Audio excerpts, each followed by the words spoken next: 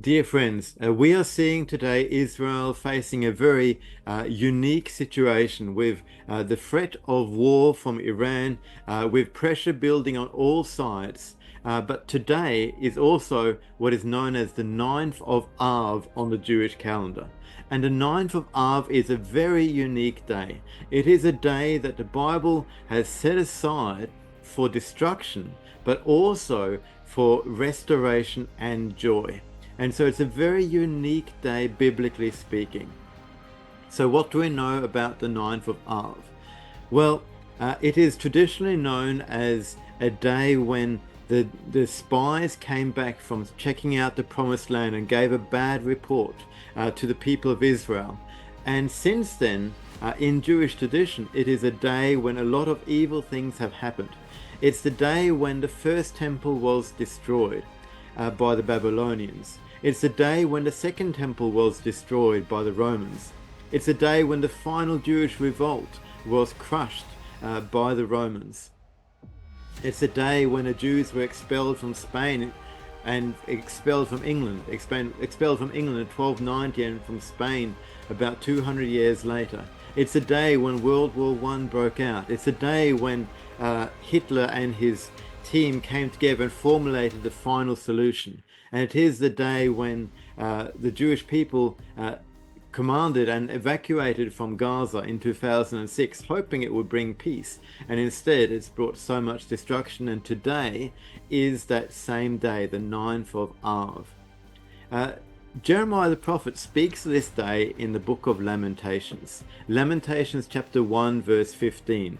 It says, "The Lord has trampled underfoot all my mighty men in my midst. He has called an assembly against me to crush my mighty men." The word there, assembly, is the Hebrew word moed. It means appointed time. We commonly see this when we talk about Passover and all the other feasts or appointed times of God. They are set apart times when God would act in human history. It was no coincidence that Jesus died on Passover. It is an appointed time. It's no coincidence that Jesus rose from the dead on the Feast of First Fruits. It is an appointed time. It's no coincidence that the Holy Spirit was poured out on the day of Pentecost. Again, an appointed time. But it is this appointed time that also there is an appointed time for destruction, where judgment has been visited on the Jewish people, and it all started with the unbelief of the spies. And through Jewish history, there's been times when they have turned away from God, and judgment has happened on this day. And so right now, on this day, we are seeing threats against Israel on an unparalleled level. We're seeing tension really high.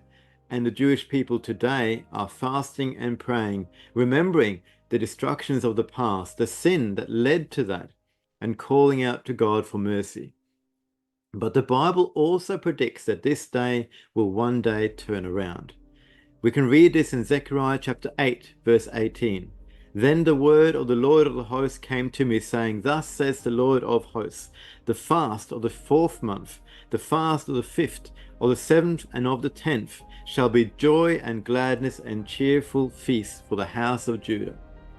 This is an amazing prophecy, an amazing promise that one day, this day that has been so horrible, this fast of the 5th month, that has been so marked by destruction, is going to turn around and is going to be a day of great rejoicing.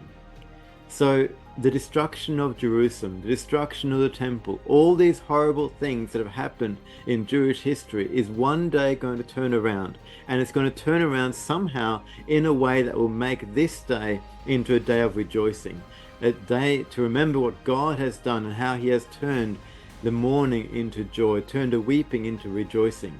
There is coming a day when God will comfort his people, when he'll restore Jerusalem, when he will mend what is broken in our world and will come and rule and reign on his throne in Jerusalem. And what a day it will be.